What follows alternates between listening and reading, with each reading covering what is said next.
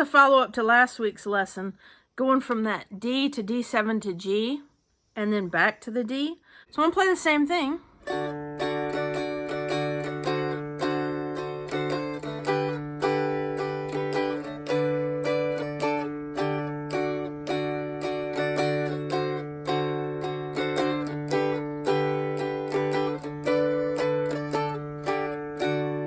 Okay, and obviously with anything I do, we can do the inverse of it, the mirror of it on our bass side. I'm just showing you the melody side. But here's our D chord. So we've got the, and remember, I like the 2-finger chords. Number one, they're just easier to get than the 3-finger chords. So we've got our 5th fret of our middle and our 7th fret of our melody for our D. See, we're using the same notes. Hope you can hear that. This note is right here. And then this note is right here. All right? Okay, so that's our D. So now we get to the fun part, the D7. So for those who don't have the 1.5 fret, you can do a D7 chord right here. And it sounds beautiful, right? Okay, so that is our 5th fret of our melody and our 6th fret, or no, I'm sorry. So that is our 5th fret of our middle and our 6th fret of our melody. Now, for the fingering here, you can do what feels comfortable for you, but I like to do this right here. I like to just lift up the index finger and then bring down the middle right there at our 6th fret.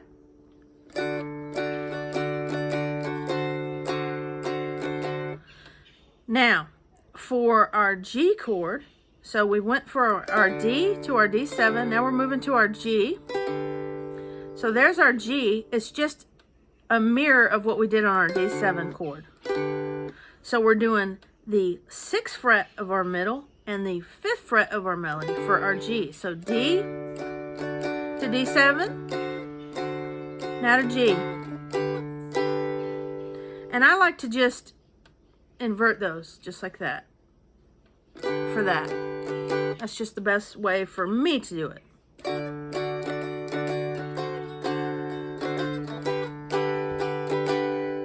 Okay?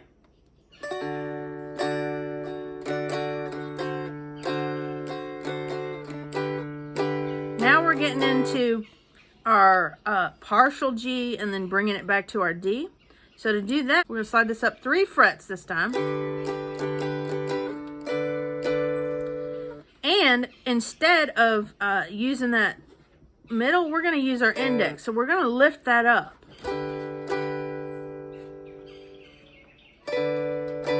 So now we are at the middle string 8th fret and the melody string 7th fret.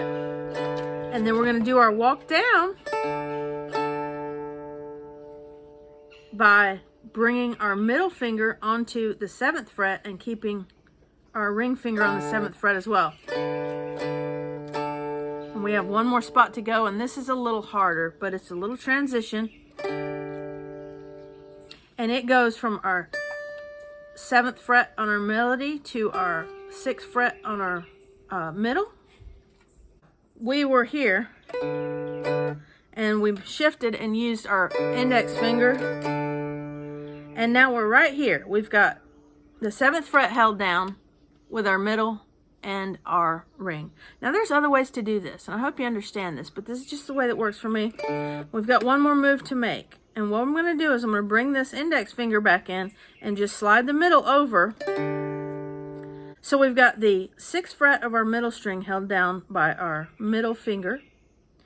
And we shift our index finger down onto our 7th fret of our melody. And I do this because this next move is easy back to our D, where we just put down our ring finger and lift up our middle finger. So from the top here on that again, it's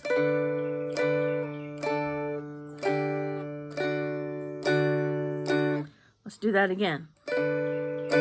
Now you can leave it there if you want and just slide this, but for me it seems to be better to just lift the finger. So I like using that index. So from our G chord, we go up and we bring in that index.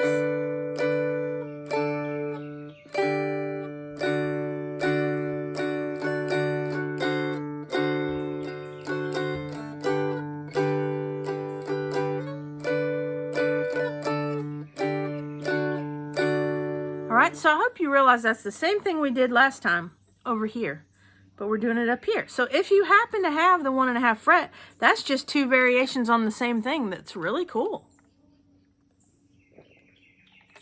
But if you don't have your 1.5 fret,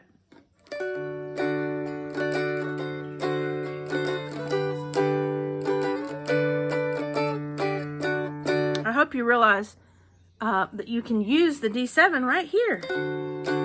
And it sounds really good.